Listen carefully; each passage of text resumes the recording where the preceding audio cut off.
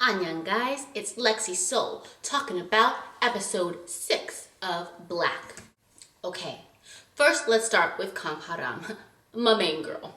Her half-brother shows up to where she is and says, Mom wants to give you all your money back. You know, all the money that your stepfather stole? Mom wants to give it back to you, which is nice, but I won't forget how her mom said, I was wrong to ever have birthed you. That's a complex character right there. Little half-bro gives her money back, and then she finds out that her little half-brother is covered in bruises. So she takes her half-brother and she goes to the hospital where her mom works, and she's like, Mom, what the heck are you doing? Stop your weird old husband from beating your son. And then she looks at her mom, and her mom's also covered in bruises. And she's like, why do you do this every time? Why do you pick guys that beat you? Basically. And then she walks out and she calls the police to report domestic violence. Kang Haram. I feel like she's always the grown-up. So the next person Kang Haram runs into is the cute little boy who's been talking to her. So the cute little boy, I'm gonna keep calling him the cute little boy. The cute little boy that she runs into is mad at her. He's mad at her because she's supposed to be his insurance policy. He's been buying her services to run around and look at all of these clients that he has and make sure that none of them are going to die. And he's in insurance. Unfortunately, someone that she said was going to live actually turned out to die. So he's mad and he's like, you need to come to this party so you can watch everybody there. They're all new prospective clients, and make sure that they aren't going to die. Make sure that they don't have the shadow of death. And so he's like, and she's like, you're just a fake CEO anyway. And he's like, what? And that's funny. Fast forward to the party. This whole time, we're getting glimpses of the fiance. Remember, again, the fiance of the detective who died in the first episode and now is being inhabited by a Grim Reaper. We're getting glimpses of her, and she figures out someone's onto her. Someone knows that she was in a scandal when she was little. It shows pictures of someone forcing her to take her clothes off in front of the camera and saying, do you want to go to medical school? If you want to go to medical school, you need to take your clothes off. So, we're finding out about that.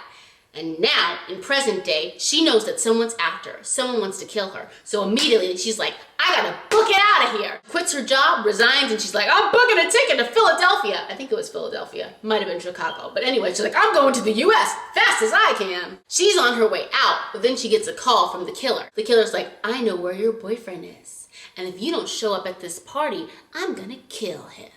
She's like, oh no. She still really loves this guy, even though she's been iced out by him. Because the past few weeks, she's been feeling like, oh, this guy doesn't love me anymore. He found out about my past scandal, and he got hit on the head real hard. You know when he got shot, like through the head? Basically. He doesn't know who I am anymore, and he doesn't love me anymore, but I still care about him. She thinks he's the same person. She doesn't know he's a completely different, old, mean Grim Reaper. So she's like, I gotta go to this party. So she goes to this party, she confronts him, and she's like, you know, I just had to say goodbye.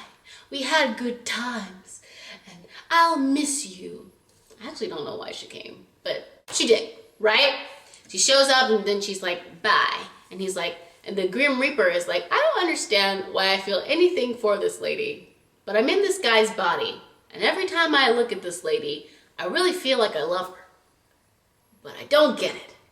Anyway, these are all wasted sentiments. So what ends up happening is the assassin shows up at the party. The assassin, first, he's following the fiancé, but the fiancé is good. She takes out like a piece of, I don't know what it was, like glass, something sharp, and she's like, ka! And she gets him. Like, right, she could have killed him, and she's driving away like really fast. She's like, I should have killed him. I'm like, yeah, you should have, girl. That seems like the best thing to do. But anyway, she's driving away real fast and she's getting away. Right? The mean old Grim Reaper's like, what?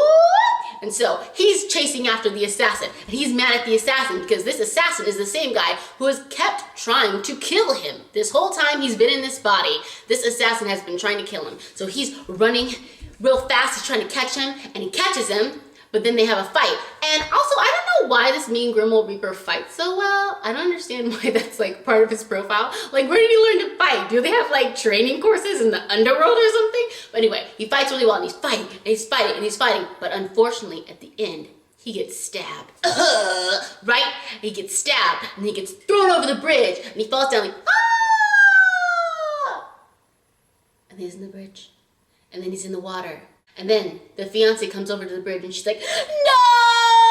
No! I can't believe it! Right? And I was like, girl, I did not help for you to stop. If we could just take a moment and think about our action, like, you could have still been sad but kept driving. But anyway, so the assassin catches her, and that's the end of the episode. So, I just feel about this episode that before, like 2 episodes ago, I felt like I still knew nothing. And now I just feel like I know everything. Where's it gonna go? I don't know. I hope that they have something. Also, another thing that I feel is that they keep trying to make this thing happen with Kang Ha-ram and the mean old Grim Reaper, and I'm not about it. They also are throwing out vibes between Kang Ha-ram and the cute boy who's hiring her from the insurance company. That's, I guess, trying to happen, and I gotta say, at least the cute boy is nice.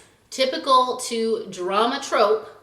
The cute boy is nice, like a bar girl wanted to come to his party and he invited her and she's like, really? I've never gotten to go to a nice party, you know, with all the fancy people. And he's like, yeah, girl, I got you. You come to this party. She comes to the party, she has a good time, and then even his friends are like, why'd you invite the bar girl to the party? She's just a plaything, she's the bar girl. And he's like, don't talk about my friends like that. And I was like, this dude got character. This cute boy, Kang Ha-ram, okay. He and Kang Ha-ram could get together. I know it's probably not going to happen. You know which scenario would make me the happiest? If the guy who died the first episode came back. That's all I had to say. I don't know where this is going, but I guess I'll keep watching. All right, bye.